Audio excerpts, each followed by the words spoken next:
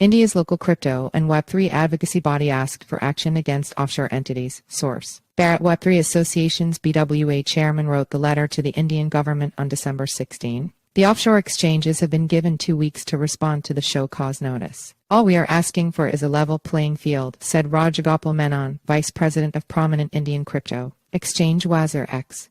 The Indian government's decision to block URLs of 9 offshore exchanges and issue them show cause notices on Thursday came after an official request asking for the same from the Indian Crypto and Web3 Association's advocacy body, a letter viewed by CoinDesk shows. The letter dated December 16 was written by the Bharat Web3 Association's BWA chairman Dilip Chenoy and was addressed to the Indian Finance Ministry's Department of Revenue Secretary Sanjay Malhotra. The offshore exchanges have been given 2 weeks to respond to the show cause notice, which asks why actions against them shouldn't be taken, according to a source who spoke on condition of anonymity given the person wasn't authorized to speak on the matter. However, the letter from the BWA sought a 1-month grace period for offshore exchanges to register with India's Financial Intelligence Unit FIU, which falls under the Finance Ministry. It wasn't immediately clear whether the BWA letter was single-handedly responsible for the action or whether the government would have taken the action unilaterally as well. In March, India's Finance Ministry mandated that crypto businesses will have to register with the FIU, the country's anti-money laundering unit, and comply with other processes under its Prevention of Money Laundering Act (PMLA). As many as 31 domestic entities have registered themselves with the FIU since. Binance, KuCoin, huobi, Kraken Gate, EO, Bittrex, Bitstamp, Mex Global, and Bitfinex are the 9 exchanges. None of the entities responded to CoinDesk's requests for comment during the end-of-the-year holiday season. The BWA didn't immediately respond to a CoinDesk request for comment. The action by local crypto-related entities against foreign exchanges is rare, if not entirely unprecedented, insofar as local exchanges haven't asked the government to take action against offshore exchanges. The move comes after Indian crypto exchanges have been in survival mode, trying to extend their runways ever since the nation imposed stifling taxes on the industry, a 30% tax on crypto profits and a 1% tax deducted at source TDS on all transactions. A think tank has detailed how the TDS prompted as many as 5 million Indian crypto traders to move their transactions offshore and estimated that it cost the government a potential $420 million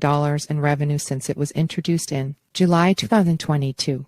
The study also revealed that Indians moved more than $3.8 billion in trading volume from local to international crypto exchanges after the controversial crypto rules were announced. The letter from the BWA also asked for the government to ask the offshore exchanges to establish an Indian subsidiary or entity to mandate depositing of the applicable TDS effective from when it was imposed on July 1, 2022, and in case of non-compliance, restrict access to these platforms on mobile app stores and block their IP addresses. It isn't clear whether all of these requests from the BWA feature in the show cause notices. Crucially, the letter asked the government to give Indian retailers 30 days to withdraw their assets before implementing any restrictions. All we are asking for is a level playing field, said Rajagopal Menon, vice president of prominent Indian crypto exchange WazirX, which has also been embattled in a dispute with Binance over ownership. We are focusing on the 1% TDS issue because that is what is affecting our business. Sumit Gupta, the co-founder and CEO of CoinDesk, another leading crypto exchange, said Indian exchanges, led by BWA, have consistently advocated for a level playing field, particularly in the context of investors migrating to offshore platforms, which are not obligated to implement taxation and 1% TDS. FIU IND's recent steps toward offshore virtual digital asset service providers (VDA SBS) will mitigate risks, protecting users and investors from potential scams and fostering the development of a secure VDA ecosystem, Gupta said.